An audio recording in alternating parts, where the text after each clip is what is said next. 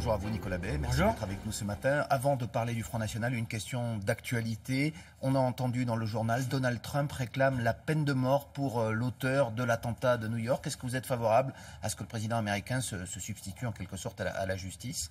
Il a demandé, il n'a pas voulu faire la justice lui-même. C'est assez logique que le président des États-Unis demande à ce que la condamnation la plus lourde qui existe dans le code pénal américain soit appliquée contre ce terroriste islamiste. Donc, il n'y a pas forcément un respect des institutions à observer, y compris aux États-Unis, avec la séparation des pouvoirs. Est-ce que vous imaginez si un président français demandait par tweet la peine de mort pour un terroriste? Position. Moi, je ne fais pas d'ingérence dans la vie politique américaine, mais de toute façon, c'est la justice américaine qui décidera. À propos de Daesh et des combattants djihadistes, une vingtaine de familles françaises a demandé au président Macron que leurs proches puissent être rapatriés en France pour y être jugés en France, selon la loi française. Est-ce que vous êtes favorable à cette initiative? Non, je crois que ceux qui sont partis combattre dans les rangs de l'État islamique, eh bien, ils savent qu'ils risquent peut-être la peine de mort, d'ailleurs, s'ils sont jugés en Syrie ou en Irak, mais je crois qu'il faut qu'ils assument leur choix. Ça vaut pour les proches aussi, pour les conjoints, pour les enfants? Non, là, je parlais des combattants eux-mêmes. S'agissant des conjoints et a fortiori des enfants, évidemment, s'ils sont de nationalité française, il faut qu'ils puissent revenir sur le territoire national, mais il faut aussi que ceux qui constituent un danger soient immédiatement mis hors d'état de nuire. Alors on va parler du Front National. Un questionnaire va être envoyé aux 80 000 adhérents de votre parti dans les prochains jours en vue du congrès du FN en mars prochain. Est-ce que vous allez demander aux militants de trancher l'épineuse question de l'euro et en fait qu'allez-vous leur demander sur ce sujet? D'abord, il y a énormément de questions qui figurent dans ce questionnaire, aussi bien des questions fait débat. De ligne politique que de stratégie, d'organisation. C'est la refondation du Front National. La question monétaire, on a déjà eu l'occasion de l'évoquer, pour nous elle n'est pas prioritaire, c'est-à-dire que le recouvrement de nos souverainetés territoriales, la maîtrise de nos frontières face aux flux migratoires, les frontières commerciales aussi pour empêcher la concurrence déloyale, ça constitue une priorité. Et sur la question monétaire, d'une manière générale, l'objectif c'est d'avoir une monnaie qui soit un outil au service de l'économie, ce qui, dans le cadre actuel, n'est malheureusement pas possible. Et on a un euro qui, sous sa forme actuelle, sert davantage des intérêts de l'Allemagne. Ce n'est peut-être pas prioritaire, mais c'est ce qui constituait quand même la singularité du programme de Marine Le Pen à l'élection présidentielle. Certains disent que ça lui a même coûté peut-être, pas forcément la victoire, mais en tout cas un plus haut score. On n'a toujours pas compris ce que vous souhaitez. Si Marine Le Pen est élue présidente en 2022, est-ce que la France sortirait de l'euro? Oui ou non? Elle est venue l'autre fois il y a quelques jours sur le plateau de France 2. Et après 2 heures d'émission, on n'est toujours pas sûr de votre position. Certainement pas en 2022 si elle est élue, mais dans les années qui viennent, il pourrait y avoir en effet le recouvrement de cette souveraineté monétaire. Mais encore une fois, c'est pas la priorité. Je crois qu'on a entendu. Ça reste la finalité. On a entendu, ça peut être un objectif en tout cas, d'avoir une monnaie qui serve l'économie française. Mais nous avons entendu les réticences des Français sur cette question pendant la présidentielle. Et donc, par exemple, on sait que c'était ce que défendait Florian Philippot, qui était le numéro 2 du parti. Aujourd'hui, il n'est plus là. Est-ce que cela change quand même quelque chose? Non, je crois qu'il exprimait peut-être sur ces questions-là de façon très clivante nos positions, de façon peut-être peu rassembleuse. Mais vous savez, le Front National a toujours défendu l'indépendance de la France, sa capacité à décider de son destin. Et c'était vrai avant qu'il ne soit dans nos rangs, et c'est toujours vrai maintenant qu'il est parti. Vous dites, comme Louis Alliot, que la ligne Philippot était extrémiste de ce point de vue? En tout cas, qu'il l'exprimait souvent de façon peu rassembleuse, et en focalisant sur certains aspects qui sont peut-être peu rassembleurs.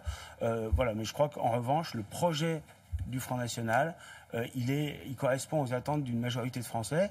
Et notre objectif, c'est d'avoir un mouvement qui soit très rassembleur pour l'avenir, plus attractif pour gagner dans les futures échéances. Depuis qu'il est parti, M. Philippot, en tout cas, lui, il affirme que ceux qu'il appelle les identitaires ont pris une partie du pouvoir à la tête du FN. Il cite des exemples. Par exemple, un document du Front National Jeunesse, récemment, qui évoquait les Français de souche, une expression qui n'apparaissait plus dans le vocabulaire du FN depuis plusieurs années. Est-ce qu'il dit vrai? Est-ce qu'il y a un changement de ligne aujourd'hui? Il n'y a pas du tout de changement de ligne. Le Front National a toujours défendu l'identité de la France. Et les Français de souche, ils n'en parlaient plus. Non, mais le but, c'est pas de mettre les Français dans des petites cases. Tous ceux qui aiment la France, qui veulent participer de la communauté nationale et qui, par leur attitude, le démontrent, eh bien, ils ont leur place. Donc, c'est pas la question. En revanche, on a toujours défendu notre souveraineté comme un outil, comme un moyen de préserver notre identité, notre sécurité, notre prospérité économique.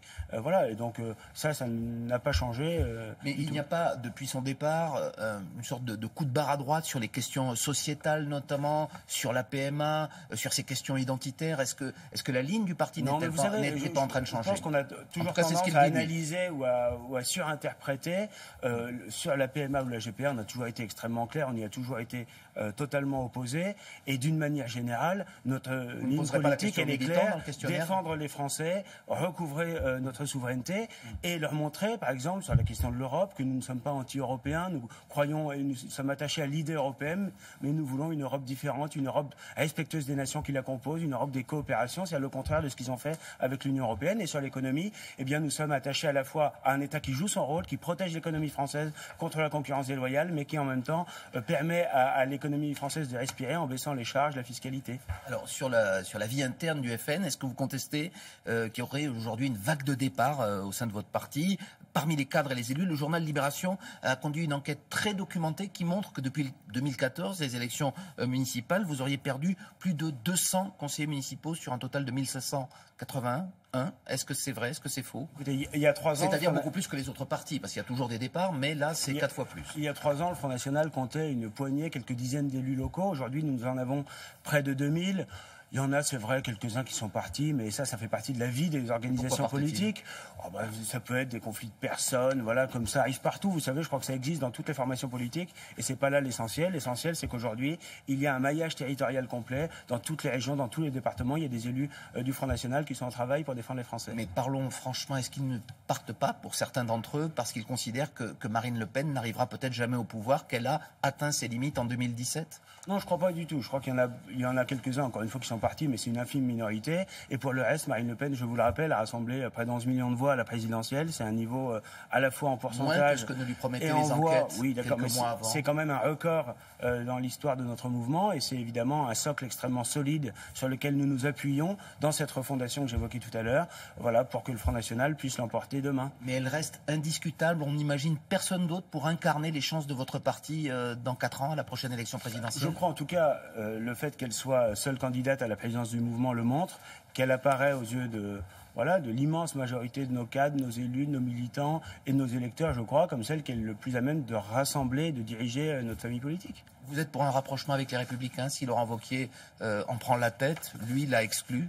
Je suis pour un rapprochement avec les très nombreux électeurs qui sont encore chez les Républicains, mais qui sont trahis par ce parti à chaque fois que ce parti est au pouvoir, et qui finalement nous rejoignent sur l'essentiel, sur un État qui assume ses fonctions régaliennes, sur la liberté, les libertés économiques, la liberté d'entreprendre, sur une Europe construite différemment. Moi, je crois que Laurent Wauquiez est une opération Sarkozy, une énième opération à la Sarkozy qui consiste finalement à parler comme le Front National pour ensuite faire le contraire quand on est au pouvoir. Et je crois qu'il y a beaucoup d'électeurs chez les Républicains qui n'en peuvent plus de cette droite qui les trahit à chaque fois qu'elle est aux affaires. Eh bien, vous avez entendu. Merci beaucoup, Nicolas Bay. C'est à vous, Thierry, et très bonne journée.